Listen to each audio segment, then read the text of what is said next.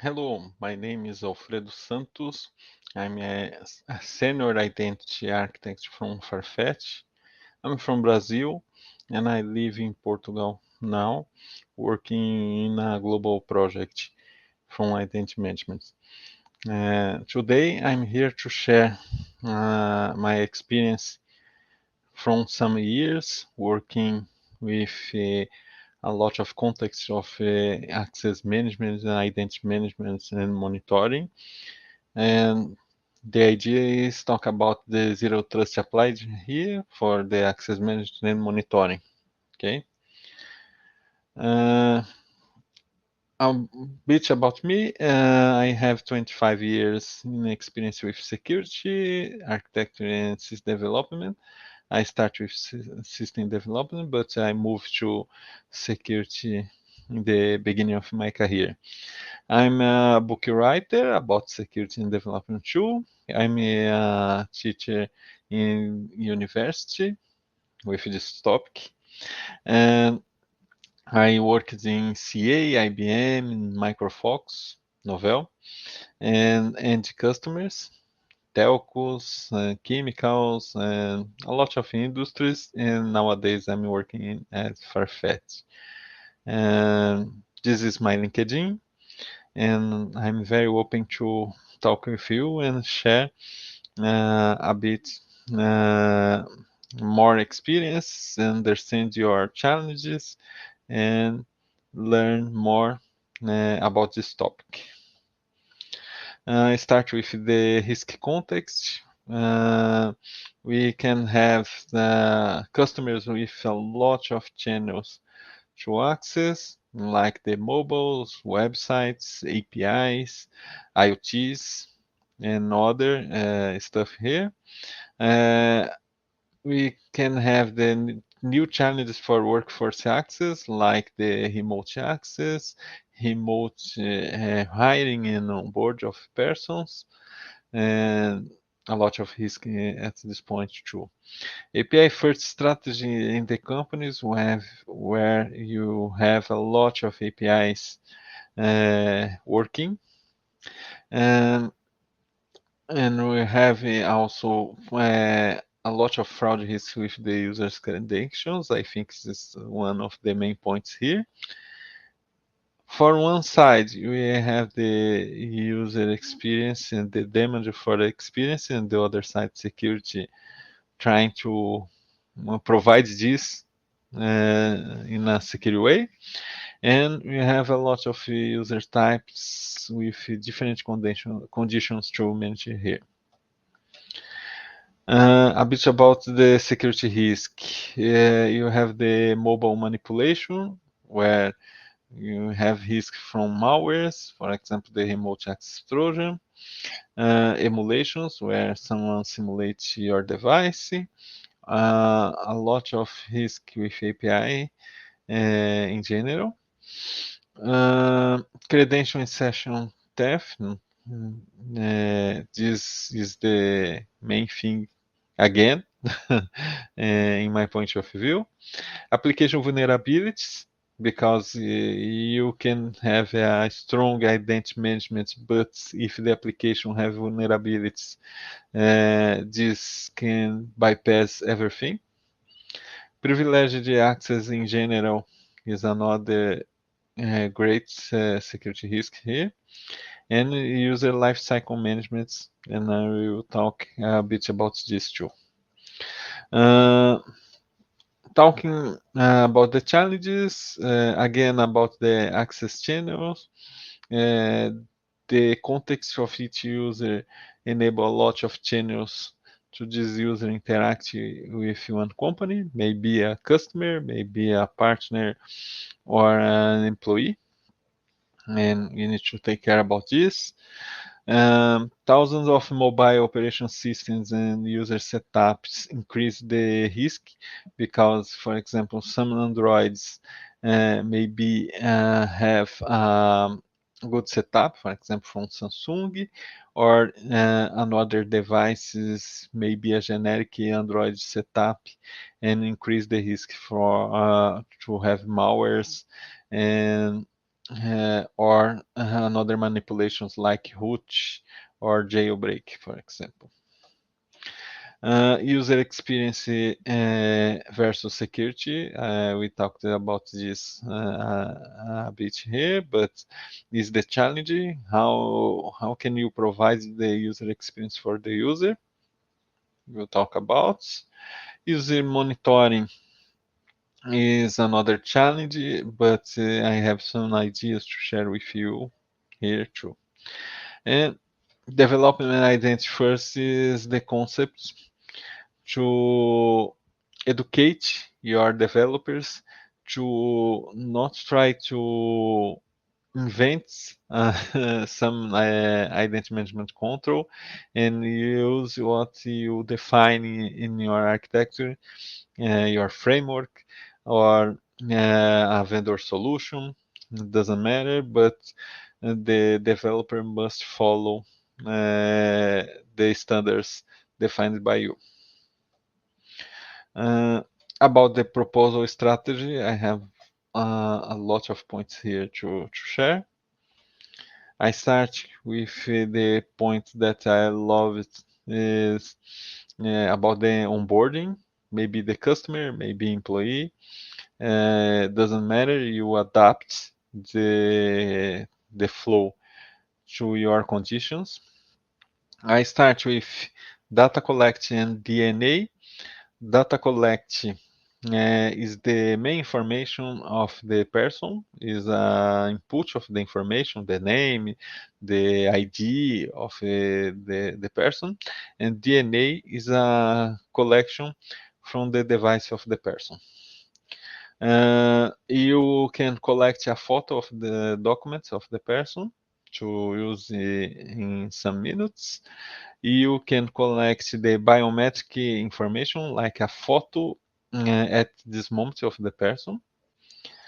You can execute an analysis of proof of life in some regulations like the Brazilian banks need the proof of life, and you can provide a video, live video of the person. And because this, you have the risk of the deep fake, and some ID techs cloud providers have solutions to analyze the videos and check if it's a deep fake and show to you if it is a deep fake. After this, you can activate the device of the person to have the device in a whitelist. You can you must in this case use another ID tech to validate all the information. You share the data collected, you share the documents, and you share the biometrics, and the ID tech validates this to check if you have some missing information, something strange, or the biometric not match with the documents. After all set, you activate the OTP of the person to be used in critical transactions. But the idea is not to use the OTP for everything, thinking about the user experience, and we will talk about this. For remote hiring of the workforce, for example, you can adapt this workflow and use too.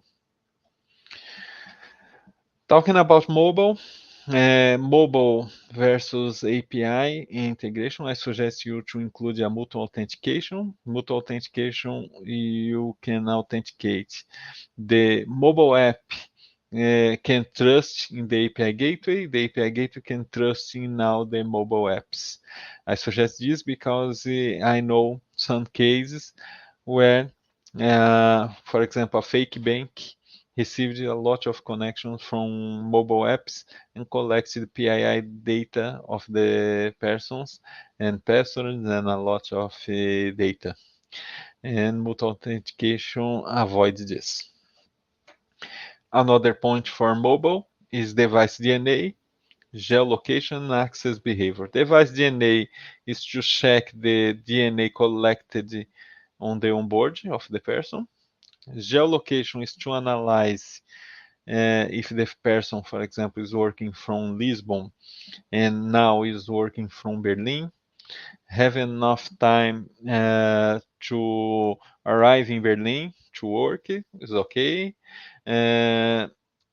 Or, for example, the person is working from Lisbon and at the same time or in a short gap of time is working from New York, something strange, and the access behavior is the way that the person accesses the system, and you need to check this. And some tools can analyze this in real time and help you. Another point for mobile is the user behavior for each transaction, where some cases, for example, the remote access Trojan, after you authenticate very well with all the controls, the remote access Trojan can use your safe channel to execute frauds. And the idea is to validate each transaction and authenticate, thinking about behavior, thinking about another kinds of analysis, and avoid the Trojan connection in this case. We can find some vendors with this feature available too. About the API, I suggest an API gateway with security features. This can help you about a lot of kinds of attacks.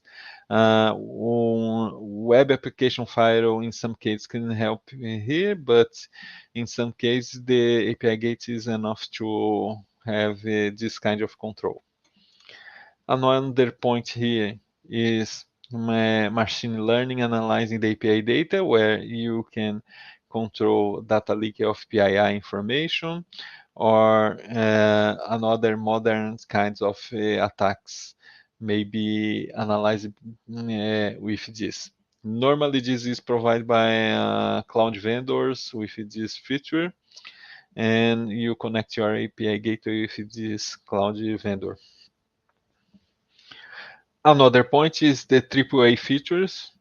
I suggest strongly to you to your API gateway support this.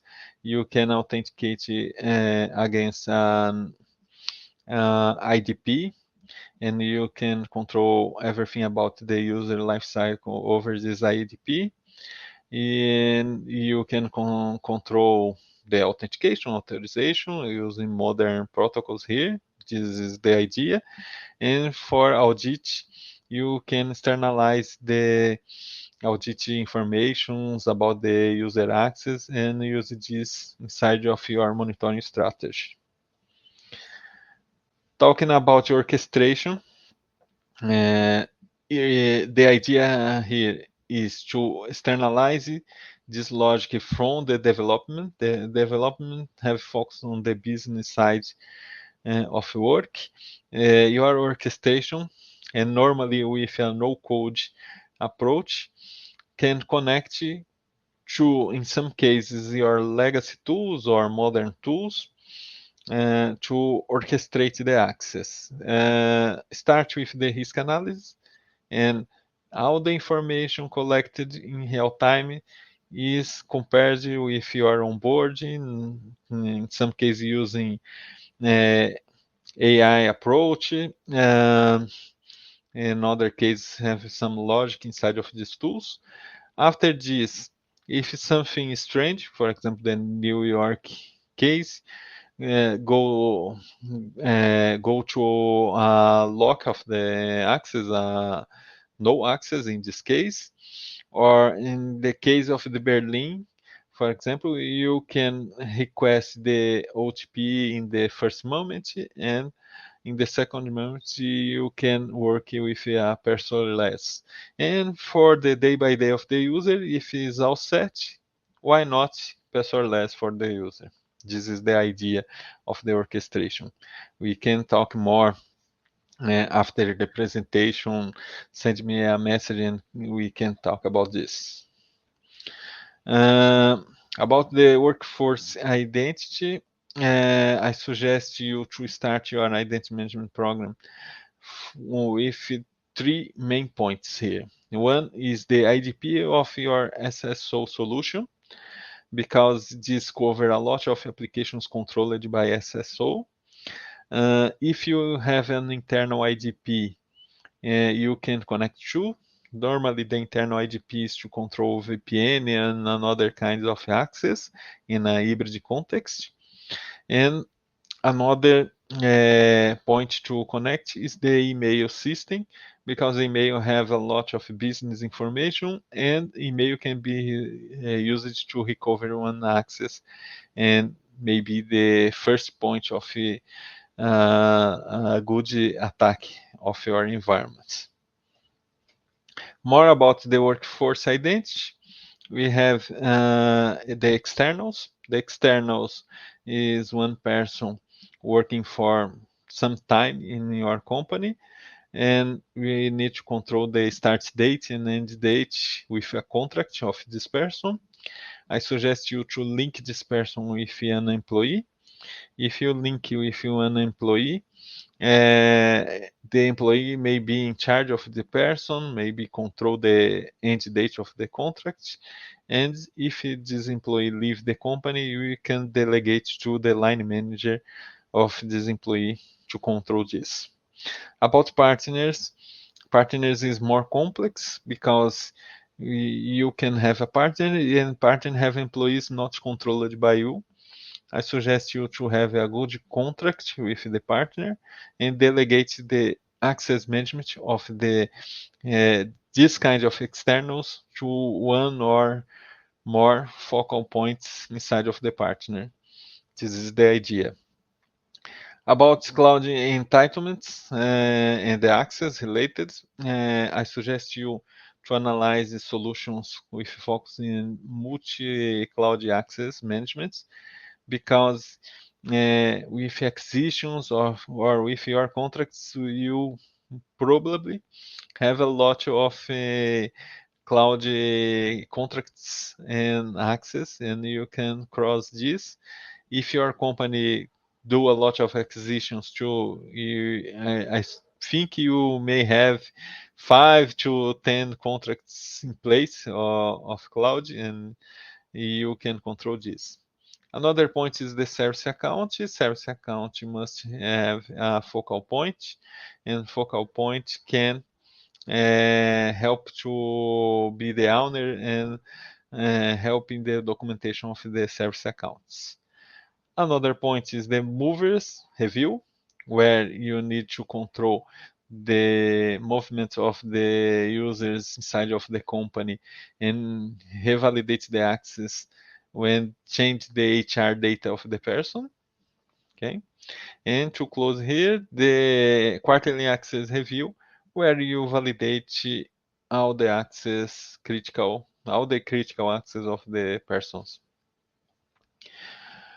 Another point about monitoring, now about monitoring, is when you grant the access for the person in Berlin, the person is okay, provide the OTP, is all set, but you can share a yellow flag to the user behaviors tools in general, and the tool can monitor the person, because it's a bit different from the day by day of the user. And the idea here is to connect the access management tool with real-time information with this kind of tools, or use modern solutions like ITDR and see this kind of behavior too. Another point for monitoring is the relation of user entitlement risks and monitoring. What's the point here? The user have a lot of entitlements with access, and the entitlements may have a level of risk. For example, is an entitlement with a Sarbanes-Oxley access, you can have more risk than another kind of simple read-only access, for example. And with this, we have a list of critical users, of a list of critical business users of the company, and these critical business users may be used inside of the monitoring tools to have a real view of the risk with real risk users. This is the main idea here. Another point for monitoring is similar, but with the focus on technical privileged access. And the privileged access management solution may provide a lot of information for the monitoring tools. For example, may provide a list of privileged users with the related assets and with a lot of audit information about the access. And with this, the monitoring tools can map all the critical assets with all the critical privileged users and understand if something is strange with a use of a privileged access. This is the idea. About the monitoring reactions, monitoring tools can connect with the identity solutions to lock an user, remove the access, or start a certification of the user, and can connect with the privileged access management solution and execute a similar thing, locking the access of the user with the critical PAN credentials. This is the main idea here. And if you have this automation, you can avoid a complex attack in the company. Okay. And about the privileged access management solutions, I bring here some features, important features to know. MFA is very important. You need this to control the first access of the solution. You can include also your network's access, for example, to authenticating the solution. And then you limit the assets, showing, for example, only the Oracle databases for one person, and maybe only the production database or only the development database, this kind of control. You can control commands. For example, the user is root, but only can stop and start one service. This is possible. Another thing is integrate the identity solution with the privileged solution to revalidate the access of the person. For example, I need to have access to the development databases or not more. The owner of this may revalidate. Register the commands to send to the monitoring tools. You can record the session of the people working, but you can correlate this with the commands, and if the person try a different command or try to do something beyond the controlled commands, start like a trigger to record the session of the person. And then you can include two scripts and applications credentials inside of your privileged solution, and all the scripts and apps delegate this control to the solution, and you can rotate the credential and etc. Okay, and that's it. Again, my LinkedIn. We can talk about anything about this topic. This is my personal email, and thank you so much for your time, and that's it. Bye bye.